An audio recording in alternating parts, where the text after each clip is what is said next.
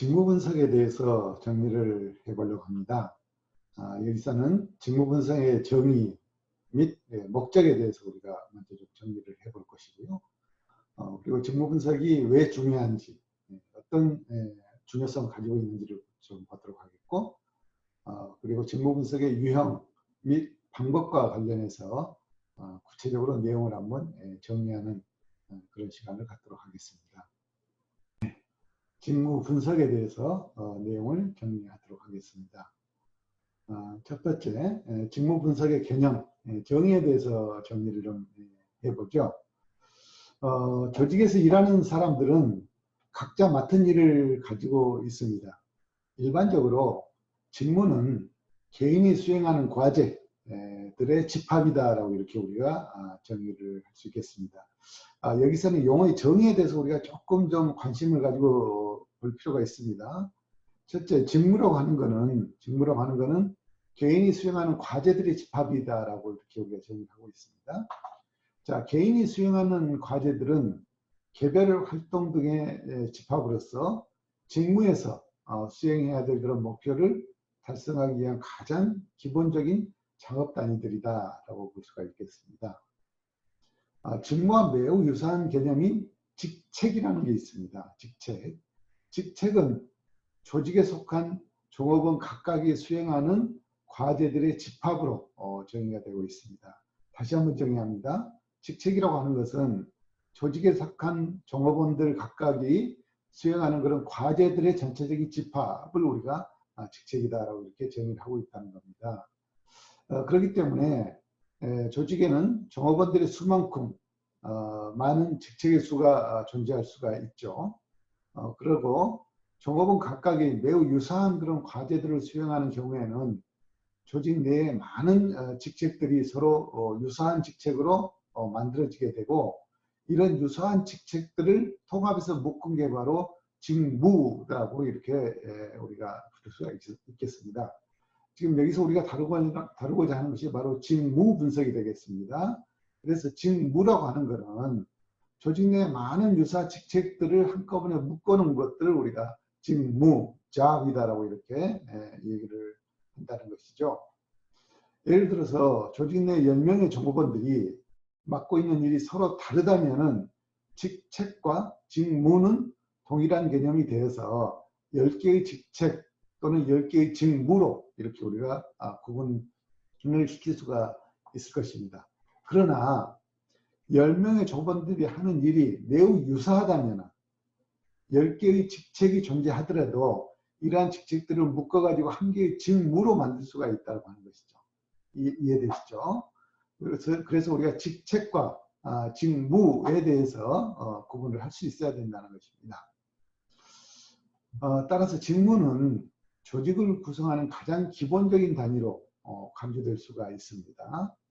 이러한 직무들은 또 다시 유사한 직무들끼리 통합해서 직무군을 형성한다라고 보시겠습니다. 직무 분석이라고 하는 것은 어떤 직무를 구성하고 있는 업무의 내용과 또 직무를 수행하기 위해서 담당자에게 요구되는 직무 수행에 필요한 지식이나 능력이나 또 숙련, 책임감, 자질, 경험 등에 의해 여러 요건을 명확히 하고 특정 직무가 타 직무와 구별되는 요인을 밝혀서 인사관리에 필요한 그런 정보를 제공하기 위한 일련의 과정이다라고 이렇게 얘기하고 있습니다. 직무 분석의 정의를 이렇게 지금 내리고 있는데요. 직무 분석이라고 하는 것은 일을 하는 데 있어서 그 일을 수행하는데, 직무를 수행하는데 필요한 여러 가지의 요소들, 지식이나 능력, 숙련, 또 책임감, 자질, 경험 등 이런 요건들을 특정 직무와 구분시키기 위해서 또 타 직무하고 어떻게 구분되는지에 대한 내용들을 밝혀내는 것, 그리고 이걸 정리하는 것, 이런 걸 우리가 직무 분석이다라고 이렇게 얘기한다는 거죠.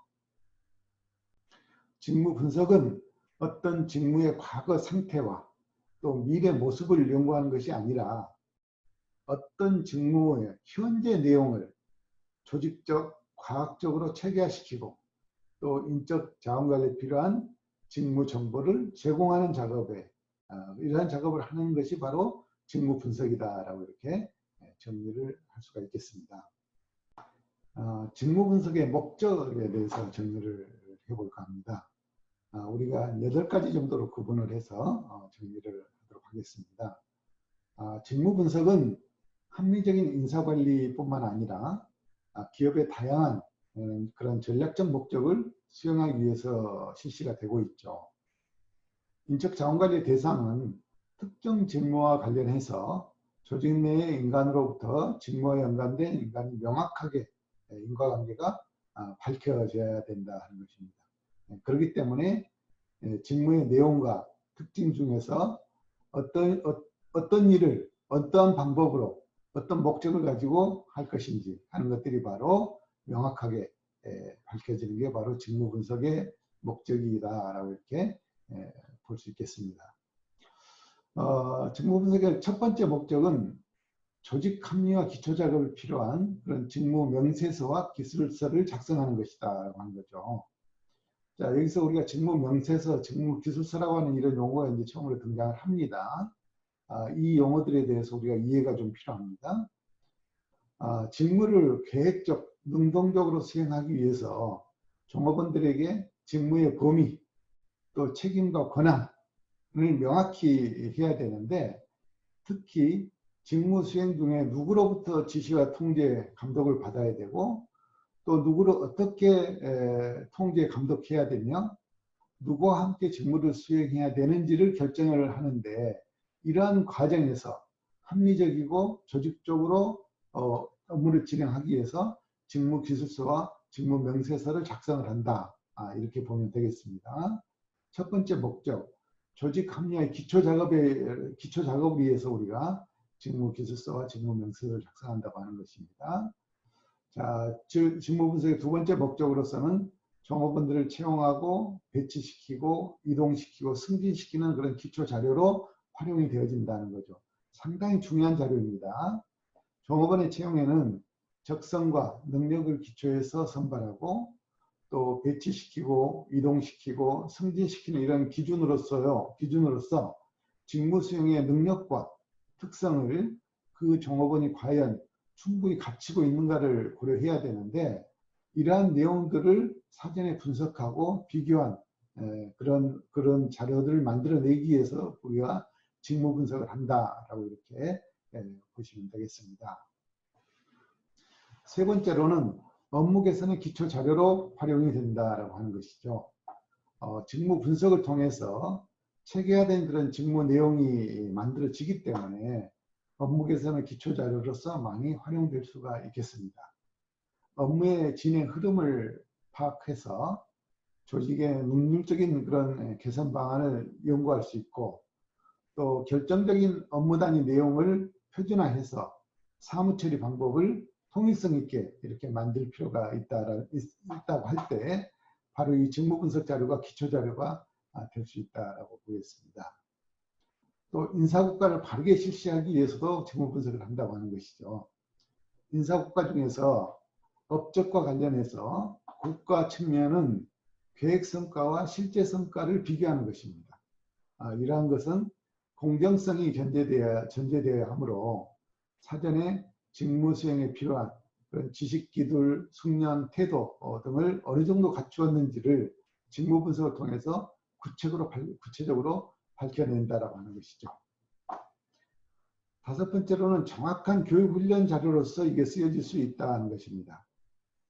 교육훈련의 목적은 종업원이 현재 맡고 있는 그런 직무와 또 미래에 담당하고자 하는 그런 직무를 보다 효율적이고 또 생산성 있게 향상시킬 필요가 있는데, 이런 필요성을 위해서 우리가 교육훈련을 계획하고 실시를 하게 됩니다. 그래서 직무 생산성 향상을 위해서 필요한 그런 지식이나 기능이나 숙련의 정도를 어느 정도로 해야 되는지에 대한 기준점을 잡아야 되는데, 그 기준점을 잡는 게 바로 이러한 직무 분석 자료를 토대로 기준점을 잡을 수가 있다라고 보는 것이죠. 또 직무급에 대한 임금을 설정할 때도 참고 자료로 쓰여질 수 있다라고 하는 것입니다. 직무급이라고 하는 것은 동일 노동의 동일 임금의 원칙에 입각해서 직무의 상대적인 가치에 따라서 직무급이 결정이 됩니다.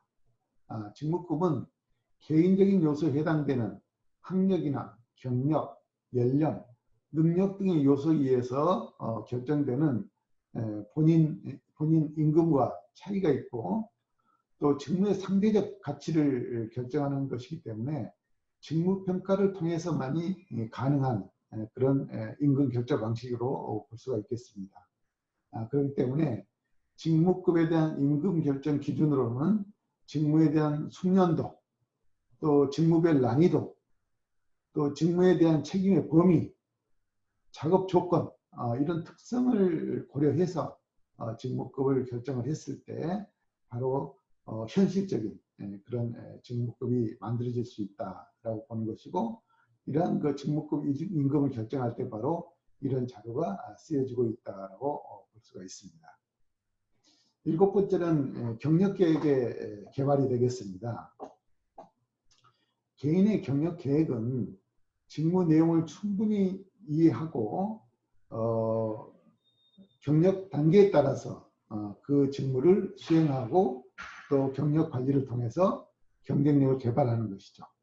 그렇기 때문에 현재의 경력 관리는 미래의 직위를 대비하기 위한 그런 경력의 개발 과정으로 봐야 되겠고, 이때 새로운 직무에 대한 정보를 제공해주는 역할을 바로 이 직무분석 자료가 해줄 수 있다라고 볼 수가 있겠습니다. 직무분석 목적의 마지막으로 안전관리 규정을 설정하는 데 있어서도 이 자료가 쓰여지고 있다는 것입니다. 직무에 대한 안전은 적절한 설비의 배치, 또 기준의 표시, 또 준수사항, 작업장 시설 등에 대한 안전관리 규정 같은 것들을 만들게 되는데, 이때 직무분석을 통해서 어떤 내용으로 내용을 구성을 해야 되는지, 그리고 안전설비 기준을 어느 정도로 마련해야 되는지에 대한 그런 기준점들을 바로 이 직무분석 기초자를 통해서 만들 수 있다라고 볼 수 있겠습니다. 직무분석의 중요성에 대해서 정리를 해보죠. 지식정보 사회에서 기존의 인사관리 관행은 변화를 요구받으면서 기존의 연공서열 제도에 대한 붕괴 현상은 새로운 방향을 제시를 하였습니다. 여기서 새로운 방향이라고 하는 것은 종래 연공 중심의 관리 체계에서 직무 중심의 관리 체계로, 또 이익 중심으로 전환하는 것을 의미한다라고 이렇게 보면 되겠습니다. 이러한 직무 중심과 또 이익 중심의 체계 구축은 곧 직무 분석으로 가능할 수밖에 없고, 또 이러한 의미에서 직무 분석은 중요성을 가지게 될 수밖에 없다는 것이죠. 테일러는 시간 및 동작 연구를 통해서 과학적 관리법을 체계화하고 또 이를 직무 분석에 도입을 하였습니다. 이러한 결과로 방임적 임금 체계 등을 개선하여서 임금 제도를 확립을 시킬 수가 있게 되었던 것이죠. 가업관리, 또 과학적 선발과 배치, 교육 훈련, 차별적 성과급 제도, 또 노사 간의 조화 등 합리성과 이성에 입각한 그런 논리에 따라서 작업 방법을 과학화시키고 체계화시키고 또 공정성이 담보된 그러한 임금 제도를 확립하는데 이러한 직무 분석이 크게 기여를 하였다라고 볼 수가 있겠습니다. 기업의 경영 방식이 과학화되고 체계화되고 공식화되면서 산업심리학, 또 산업공학이 생산 현장의 작업 환경, 또 근로자들의 심리 상태, 인간공학적 구조 등에 매우 높은 그런 관심을 가지게 되었다고 하면은 조직을 보다 효율적이고 합리적으로 이렇게 이끌어 나갈 수 있게 하는 것은 바로 이 직무 분석을 통해서 가능할 수 있었고, 이러한 직무 분석을 굉장히 중요하게 여기는 그런 계기가 만들어졌다라고 이렇게 볼 수가 있겠습니다. 직무 분석의 유형을 좀 분석해 볼까요? 직무를 분석을 할 때 초점을 어디에 두느냐에 따라서 두 가지 유형으로 우리가 구분을 해볼 수가 있는데, 과제 중심 직무 분석, 또 작업자 중심 직무 분석, 이렇게 우리가 나눠볼 수가 있을 것 같습니다. 또 직무 분석의 목적에 따라서 과제 중심으로 직무 분석을 할 것인지 아니면은 작업자 중심으로 직무 분석을 할 것인지 하는 것도 우리가 결정을 할 수가 있겠죠. 자, 그렇다 그러면은 과제 중심 직무 분석과 또 작업자 중심 직무 분석에 대해서 내용을 좀 정리를 해보죠. 과제 중심 직무 분석이라고 하는 것은 직무에서 수행하는 과제나 활동이 어떤 것들인지를 파악하는 데 초점을 둔다라고 보면 되겠습니다. 과제 중심 직무 분석에 의해서 직무에서 수행되는 모든 과제를 세부적으로 나열해 보면은 어떤 직무에서는 열거되는 과제 수가 몇 개가 될 수 있는지를 우리가 구분해 볼 수가 있겠죠. 일반적으로 과제들은 검사한다, 수리한다, 뭐 또 만든다, 개수를 센다 등과 같이 동사의 형태로 표현이 됩니다. 이러한 분석을 때로는 과제 분석이라고 부르는데, 과제 중심 직무 분석으로부터 얻어진 결과는 직무 기술서를 작성하는 데 중요한 그런 정보로 제공이 되어질 수 있다고 보겠습니다. 일반적으로 우리가 과제 직무 분석은 문제점이 또 대두가 될 수 있는데, 그러한 어떤 문제점은 각 직무에서 이루어지는 과제나 활동들이 서로 다르게 분석이 되고자 할 때는 각각의 직무에 대해서 표준화된 그런 분석 도구를 만들 수가 없다라고 하는 그런 단점도 가지고 있다고 볼 수 있겠습니다. 자, 두 번째로 작업자 중심의 직무 분석입니다. 직무를 수행하는데 요구되는 그 직무 담당자들 재능들에 대해서 초점을 맞춘다는 것이죠. 그래서 이 업무를 수행하는 데 있어서 어느 정도의 지식과 기술과 능력, 경험들이 필요한지 작업자의 개인적 요건들에 대해서 직무로 표현된다라고 보시면 되겠습니다. 그래서 작업자 중심 직무 분석은 작업자의 시력, 또 지능, 또 지각의 깊이, 뭐 육체적인 특성 등과 같이 직무 수행에 요구되는 인간의 특성들에 의해서 직무를 표현하는 것이고, 작업자 중심 직무 분석으로부터 얻어진 결과는 작업 명세서를 작성할 때 중요한 그런 정보로 제공되고 있다라고 보실 수 있겠습니다. 직무 분석의 방법 8가지 정도를 정리를 해볼까 하죠. 첫 번째가 면접법이 되겠습니다.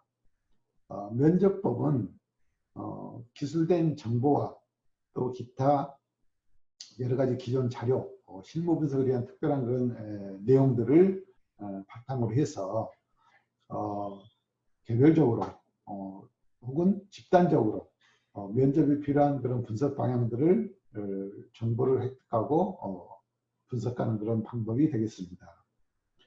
면접법은 직무에 대해서 유사한 그런 질문을 하도록 구조화 시켜놓고, 분석자는 보통 면접 전에 그 직무에 대해서 잘 알고 내용을 가지고 있죠. 그렇게 해서 분석을 하게 되는데, 면접 방식 직무 분석에서 장단점을 우리가 좀 정리를 해보면요. 장점으로서는 직무 분석에 대한 완전하고도 정확한 그런 지식을 확보할 수가 있다는 것. 그리고 두 번째로 종업원 스스로가 직무의 기술을 하면서 때로는 어려움을 제거할 수도 있을 것입니다. 또 종업원 스스로가 직문제에 적합한 그런 기입 내용들을 바탕으로 어떤 문제를 사전에 방지할 수도 있는 그런 효과가 만들어질 수 있겠죠. 또 분석자 입장에서는 자료의 정확성 정도를 판단할 수가 있는 것입니다. 또 사실을 바탕으로 하기 때문에 표준적인 그런 직무 분석이 가능해진다고 볼 수가 있겠습니다. 다른 한편으로 좀 단점으로 우리가 지적하는 것은 여러 종류의 직무를 분석해야 하는 그런 경우에는 굉장히 많은 시간과 노력이 요구되어진다는 거. 또 면접 당사자에게 지급되는 그런 여러 가지 비용들이 상당히 지출이 될 수 있다는 것. 또 광범위한 표변에서 실시하기는 사실상 불가능한 그런 특징을 가지고 있다고 볼 수 있겠습니다. 두 번째, 관찰법이 되겠습니다. 이 방법은 훈련된 직무 분석자가 직무 수행을 직접 집중적으로 관찰함으로써 정보를 수집하는 것이죠. 자료는 대화 형식이나 또는 체크리스트 또는 작업표로 이렇게 우리가 기록하는 방법들이 있겠습니다. 이 방법은 직무가 다른 그런 직무 담당자 또는 다른 상황이나 시간의 흐름에 따라서 현저하게 바뀌지 않는 그런 직무를 전제로 하기 때문에 수작업이나 표준화되거나 짧은 순환 과정을 거치는 그런 활동을 필요로 할 때는 상당히 좋은 그런 방법 중에 하나다라고 우리가 볼 수가 있겠습니다. 장단점을 잠깐 좀 비교해 보면요. 장점으로서는 직접 현실적인 그런 직무 활동에 접근할 수 있기 때문에 가장 정확하게 우리가 직무에 대해서 사실을 파악할 수 있다는 것. 그리고 분석자의 노력으로부터 직무 정보를 수집하는 그런 방법이기 때문에 다른 사람에게 폐를 끼칠 일이 없다는 것이죠. 또 분석 대상자가 질문지를 적당히 기입하는 그런 폐단을 막을 수가 있을 것입니다. 우리가 단점을 보면은요, 사무직이나 관리직 같은 그런 지적, 정신적, 감각적 작업을 주로 하는 그런 업무에 있어서는 이 방법이 그렇게 사실적이지는 못하다. 또 육체적 작업이라고 하더라도 작업의 주기가 일정하지 않는 경우, 또 작업 전부를 관찰하는데 매우 많은 시간이 소요될 경우에는 이런 방법을 쓰기가 쉽지 않다라고 이렇게 볼 수가 있겠습니다. 그리고 직문지법이 되겠습니다. 직문지법은 설문지를 통해서 이러한 작업 내용들에 대해서 조사를 하고 분석하는 그런 방식이 되겠습니다. 그래서 보통 직문지가 표준화되어 있기 때문에 직무 담당자가 직무에 관련해서 항목을 체크하거나 또는 평가하도록 이렇게 하는 방식인데 이런 방식의 장단점을 좀 우리가 보면은요. 다른 어떤 방법에 비해서 의지하는 정보가 상당히 신속하게 파악할 수 있는 그런 장점을 가지고 있죠. 또 면접법에 비해서 여러 가지 비용이나 이런 것들이 크게 많이 들어가지 않죠. 또 자료를 정리하기가 굉장히 용이한 그런 측면들이 있습니다. 그러나 단점으로는 질문지의 작성이 매우 곤란한 그런 경우들이 많다는 것입니다. 또 질문지를 작성할 때 구체적으로 이러한 업무들에 대해서 정확히 파악하기는 쉽지 않다. 그래서 완전한 그런 사실을 정확히 얻는 것 자체가 한계가 있다라고 이렇게 우리가 정리를 해볼 수가 있겠습니다. 체험법에 대해서 설명을 드리도록 하겠습니다. 직무 분석자 자신이 직접 활동을 수행하면서 그 체험에 의해서 직무에 대한 지식을 얻는 방법이 되겠습니다. 그렇기 때문에 장점으로는 사실을 실제로 체험함으로 인해서 생생한 그런 정보를 얻을 수 있다는 것. 그리고 몇 개의 직무를 비교하는 경우에는 각 직무의 상세한 차이를 정확히 알 수 있다는 게 아주 좋은 점이라고 볼 수 있습니다. 단점으로는 분석자 자신이 직접 체험을 통해서 얻는 그런 정보이기 때문에 항상 정확하다고 할 수는 없다는 것이죠. 또 종업원이 직무활동을 행하는 경우에 따라서는 여러 가지 상황 정도에 따라서 여러 가지 사실들이 달라질 수 있다고 하는 그런 단점도 있을 수 있겠습니다. 또 모든 직무활동을 직무 분석자 자신이 직접 모든 것을 다 체험한다고 하는 게 사실상 불가능한 일이기 때문에 체험법을 일반화시키는 데 있어서는 어려움이 있는 그런 방법 중에 하나다라고 볼 수가 있겠습니다. 이어서 실험법이 되겠습니다. 이 방법은 임상적 방법이라고도 우리가 얘기를 하는데 주로 특별한 측정이나 또는 연구, 평경, 테스트 등을 행하는 그런 방법이 바로 실험법이다라고 볼 수 있겠습니다. 예를 들면은 직무 활동의 시간적인 면을 파악하기 위해서 시간 연구를 행한다든지 또는 작업 절차를 자세히 알기 위해서 방법 연구를 한다든지 또 환경 조건 등 여러 가지 기온이나 소음, 조명과 같은 것을 연구한다든지 이렇게 직접적으로 어떤 특수 사항에 대해서 우리가 분석이 필요할 때는 이런 방법이 좋은 방법이 될 수 있을 것입니다. 실험법의 장점으로는 직무의 세밀한 점을 자상하게 또 정확하게 밝힐 수 있다는 것이고 수집한 사실과 자료는 객관성이 매우 높은 그런 정확성을 가지고 있는 자료다라고 볼 수가 있겠습니다. 단점으로는 다른 방법에 비해서 굉장히 많은 시간과 비용이 소요된다는 부분이 있고요. 또 절차가 번거롭고 또 그걸 실시하는 데 있어서 전략적인 그런 기술이 필요한 그런 부분들이 있을 수 있다고 보겠습니다. 작업 기록법이 되겠습니다. 직무 수행자가 매일 작성하는 작업 일지나 또 메모 사항을 가지고 해당 직무에 대한 정보를 수집하는 그런 방법이 되겠습니다. 대개 장시간에 걸쳐서 작업된 작업 일지와 같은 경우에는 작성한 내용 그 자체에 매우 신뢰도가 높다라고 할 수가 있겠죠. 문제는 직무 분석에서 원하는 정보를 충분히 획득할 수 있느냐가 관건이 될 수 있을 것 같습니다. 마지막으로 중요사실 기록법이 되겠습니다. 직무 수행자의 직무 행동 가운데 성과와 관련해서 효과적인 그런 행동과 또 비효과적인 행동을 구분하고 그 사례들을 수집을 통해서 직무를 분석하는 그런 부분이 되겠습니다.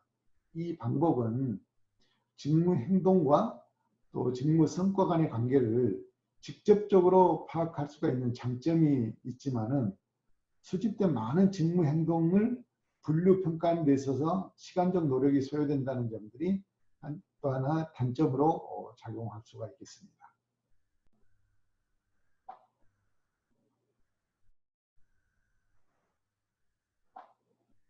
직무 분석에 대해서 핵심 내용들을 다시 한번 요약 정리를 하도록 하겠습니다. 여기서는 우리가 직무 분석의 정의와 목적에 대해서 알아봤었고요. 그다음 직무 분석이 왜 중요성을 갖는지, 그리고 직무 분석의 형태 및 직무 분석을 하는 방법 등에 대해서 우리가 정리를 해봤었죠. 기본적으로 우리가 직무 분석에 대해서 정의를 내줄 때 몇 가지 용어들에 대해서 정리를 먼저 했었습니다. 일반적으로 우리가 직무는 개인이 수행하는 과제들의 집합이다라고 이렇게 정의를 했었고요. 이러한 직무를 수행할 때 목표를 달성하기 위해서 가장 기본적인 작업 단위가 바로 직무였다라고 이렇게 정의를 했죠. 그리고 직무는 매우 유사한 개념으로 직책이라고 하는 것이 있는데 이 직책이라고 하는 것은 조직 속에 속한 종업원들이 각각이 수행하는 과제들의 집합체를 우리가 직책이다라고 이렇게 정의를 해봤습니다. 그리고 이런 직책들의 통합, 집합을 우리가 직무라고 이렇게 부른다라고 정의를 했었죠. 그래서 직무라고 하는 것은 조직을 구성하는 가장 기본적인 단위이기 때문에 이러한 직무들은 여러 가지의 직무로 만들어질 수 있다고 했고요. 이러한 유사한 직무들끼리 서로 묶어 놓은 것을 우리가 직무군이다라고 이렇게 정리를 했습니다. 우리가 직무 분석의 목적에 대해서 8가지를 정리를 해봤습니다. 우리가 직무 분석하는 목적, 첫 번째 목적은 조직의 합리화, 또 기초 작업에 필요한 그런 직무 명세서와 기술서를 만드는 게 바로 목적이다라고 이렇게 설명을 드렸었죠. 직무를 계획적이고 또 능동적으로 수행하기 위해서는 종업원들에게 직무의 범위와 또 책임감, 권한을 명확히 해야 하는데 이런 것들을 하기 위해서는 우리가 직무 기술서와 직무 면세서를 만들어야 된다라고 하는 것입니다. 그래서 이런 직무 기술서와 직무 면세서를 만들기 위한 기초 작업이 바로 직무 분석을 해야 된다라고 이렇게 설명을 드렸고요. 직무 분석의 두 번째 목적으로서는 종업원들을 채용하거나 배치 또는 이동, 승진시킬 때 이러한 기초 자료로 이러한 자료가 활용되어진다고 하는 것이었죠.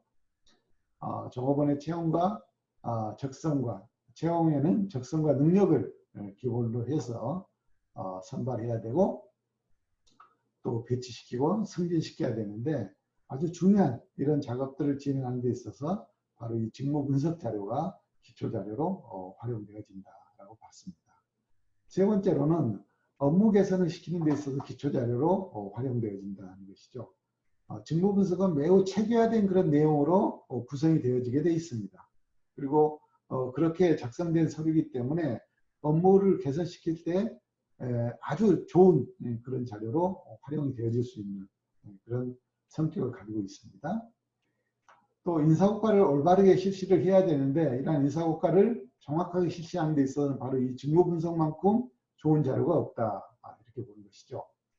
인사고과 중에서 업적과 또 관련한 이런 그 성과 창출, 고가 측면에서는 계획과 실적이 매우 중요하죠. 서로 비교하는 게. 이러한 것들은 공정성이 전제가 돼야 되기 때문에 이런 공정성, 신뢰성을 바탕으로 계획과 실적 비교를 하려고 하면 이 직무 분석 자료만큼 좋은 자료가 없다. 이렇게 볼 수 있겠습니다. 또 직무 분석 자료는 정확한 교육 훈련 기준을 만드는 데 있어서 중요한 자료가 될 수 있습니다. 교육 훈련의 목적은 종업원이 현재 맡고 있는 직무와 더불어서 향후 미래에 감당해야 될 그러한 직무까지도 생각을 하면서 직무에 대한 표준을 만들어서 그 표준을 달성하게끔 해야 되는데 그런 것들은 바로 교육 훈련을 통해서 가능하다는 것이죠. 그래서 이러한 직무 표준을 어떻게 만들 것이냐 하는 데 있어서는 이 직무 분석 자료와 기초 자료로서 중요한 자료가 될 수 있다고 볼 수 있겠습니다. 여섯 번째로는 직무급에 대한 급여, 임금 결정을 하는 것이죠. 직무급이라고 하는 것은 동일 노동의 동일 임금이라고 하는 원칙에 입각해서 직무의 상대적인 가치를 가지고 급여를 결정하는 것입니다. 그렇기 때문에 이 직무급은 개인적인 요소에 해당되는 학력이나 경력, 연령, 능력 등을 기본으로 하되 또 직무를 상대적으로 가치를 결정을 해서 그러한 특성 조건들을 반영시켜서 임금을 결정하게 되는데 그 과정에서 어떤 직무에 대한 상대적 가치를 어떻게 정확하게 측정할 것이냐 하는 부분에 있어서 바로 이 직무 분석 자료가 상당히 중요한 역할을 하게 된다라고 볼 수 있겠습니다. 일곱 번째로는 경력 계획과 개발이 되겠죠. 개인의 경력 계획은 직무 내용을 충분히 이해하고 경력 단계에 따라서 그 직무를 수행하고 또 경력 관리를 통해서 경쟁력을 개발해 나가는 것이 기본 순서입니다.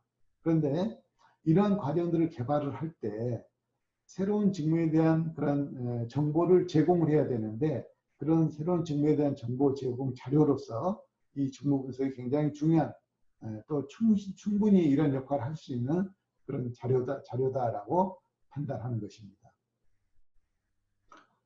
직무 분석 목적의 여덟 번째로 안전관리 규정을 설정하는 것입니다. 직무에 대해서 안전은 필수적인 것이죠. 그렇기 때문에 안전을 위해서 어떻게 적절하게 설치하고 어떤 기준의 설비를 마련을 해야 되고 사용은 어떤 방식으로 해야 되고 작업장 시설에 대한 안전관리 규정을 어떻게 만들 것이냐 하는 것들은 바로 이 직무 분석의 자료를 토대로 해서 안전관리 규정을 만들었을 때 과학적이고 합리적인 그런 기준이 만들어질 수 있다라고 보고 있는 것입니다. 이어서 우리가 직무 분석의 중요성에 대해서도 정리를 해봤습니다. 직무 분석은 굉장히 이 지식정보화 사회에서는 지금 인사관리 관행 자체가 많이 바뀌었다는 것이죠. 그래서 기존의 연공서열 방식에서 새로운 방향으로 요구가 되어진데 여기서 말하는 새로운 방향이라고 하는 게 직무 중심의 그런 관리 체계 또 이익 중심의 관리 체계로 바뀐다는 거죠. 이러한 직무 중심과 이익 중심의 관리 체계로 만들어가는 과정에 있어서 직무 분석이 아주 중요한 역할을 하고 필수적인 그런 자료가 될 수밖에 없다. 그런 관점에서 이 직무 분석 자료는 매우 중요하게 사용되어질 수 있다라고 이렇게 보았습니다. 우리가 직무 분석을 유형별로 분류를 해봤습니다. 그래서 과제 중심의 직무 분석과 작업자 중심의 직무 분석으로 이렇게 구분을 했었죠. 과제 중심의 직무 분석은 직무에서 수행하는 과제나 또 활동이 어떤 것들인지를 파악하는 데 초점이 맞춰져 있었다고 보는 겁니다. 그러나 그렇지만은 작업자 중심의 직무 분석에 있어서는 직무를 수행하는 데 요구되는 개인적인 능력에 초점이 맞춰져 있다고 하는 거죠. 그래서 그 개인이 어떤 지식과 어떤 기술과 능력 및 경험을 가지고 있느냐가 매우 중요한 그런 직무 지표가 된다는 것입니다. 그래서 과제 중심의 직무 분석과 작업자 중심의 직무 분석은 근본적으로 차이가 있다라고 이렇게 우리가 정리를 해봤습니다. 우리가 직무 분석 마지막으로 직무 분석 어떻게 하느냐 방법적인 부분들을 정리를 해봤습니다. 크게 8가지로 구분을 해봤죠. 각각의 장단점들만 좀 알아보도록 하겠습니다. 면접법은 우리가 가장 좋은 장점으로는 직무에 관해서 완전하고도 정확한 그런 지식을 확보할 수 있었다라고 하는 것이 가장 큰 특징이었습니다. 반면에 단점으로서는 굉장히 시간과 노력이 많이 들어간다. 그렇기 때문에 일반화시키기는 어려운 그런 측면이 있다는 게 바로 면접법이었습니다. 관찰법은 직접 분석자가 업무의 모든 과정들을 직접 옆에서 자세하게 관찰하면서 기록 관리하는 그런 방법이었죠. 장점으로서는 직접 현실적인 그런 과제 활동을 접근해서 분석하기 때문에 굉장히 정확하게 직무에 대해서 사실을 파악할 수 있는 그런 장점을 가지고 있었습니다. 단점으로는 이런 사무직 같은 정신노동을 하는 그런 분야에 있어서는 이 방법이 그렇게 바람직한 방법은 아니다라고 이렇게 우리가 봤죠. 네, 그 다음에 진문지법이 되겠습니다. 일반적으로 표준화되는 진문지를 통해서 우리가 항목을 체크하고 평가를 하는 방법인데 장점으로는 어떠한 방법에 의해서도 파악하기 어려운 것들을 신속하고 또 피부에 와 닿을 만한 그런 사실로 우리가 수집할 수 있는 그런 장점이 있다. 단점으로서는 질문자가 어떻게 표현하느냐에 따라서 내용이 많이 달라질 수 있는 그런 부분들이 있죠. 또 완전한 사실을 얻는다는 것은 거의 불가능하다라고 이렇게 보았습니다. 체험법 같은 경우에는 직무 분석자 자신이 직무 활동에 직접 참여해서 체험을 하면서 조사를 하는 그런 방법이었죠.